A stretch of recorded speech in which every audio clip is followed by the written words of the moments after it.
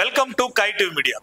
తెలంగాణ రాష్ట్రం ఇచ్చి 10 ఏళ్లు అధికారానికి దూరమైన కాంగ్రెస్ 2023 డిసెంబర్ చివరిలో జరిగిన అసెంబ్లీ ఎన్నికల్లో 64 స్థానంలో విజయం సాధించి అధికారంలోకి వచ్చింది. ఎన్నిక ఏదైనా విజయం దిశగా వెళుతూ పార్టీ శ్రేణుల్లో నూతన ఉత్సాహం నింపుతుంది. ఇప్పటికే గ్రేటర్లో బీఆర్ఎస్ సిట్టింగ్ స్థానాలను చేజెక్కించుకోవడానికి రాష్ట్ర నాయకత్వం చేసిన ప్రయత్నాలు సూపర్ సక్సెస్ అయ్యాయి.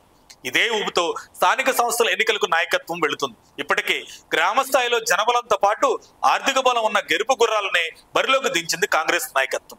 గ్రామ పంచాయతీల్లో 80% కాంగ్రెస్ పార్టీ అభ్యర్థులే గెలవాలని సీఎం రేవంత్ రెడ్డి అధికార పక్ష ఎమ్మెల్యేలకు దిశానిర్దేశం చేయడంతో స్థానిక ఎన్నికలను శాసనసభ్యులు ప్రతిష్టాత్మకంగా తీసుకున్నారు.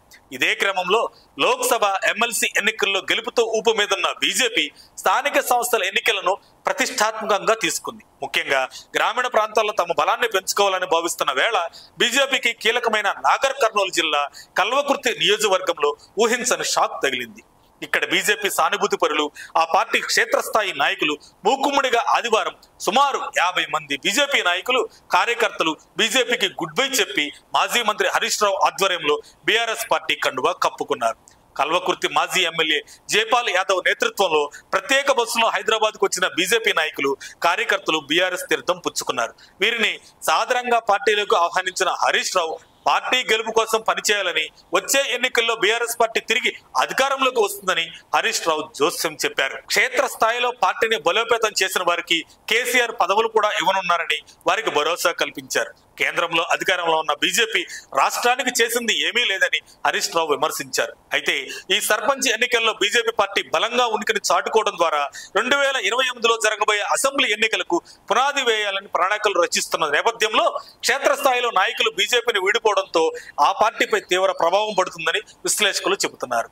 ఇదే సమయంలో బలంగా ఉన్న అధికార కాంగ్రెస్ కు ప్రత్యామ్నాయంగా బీఆర్ఎస్ పుంజుకుంటుందని అంటున్నారు. అయితే వాస్తవానికి కాంగ్రెస్ పార్టీ నుంచి చేరికలు ఆశిస్తున్న బీఆర్ఎస్ కు ఆ పార్టీ నుంచి కాకుండా బీజేపీ నుంచి నాయకులు, కార్యకర్తలు రావడం గమనార్హం.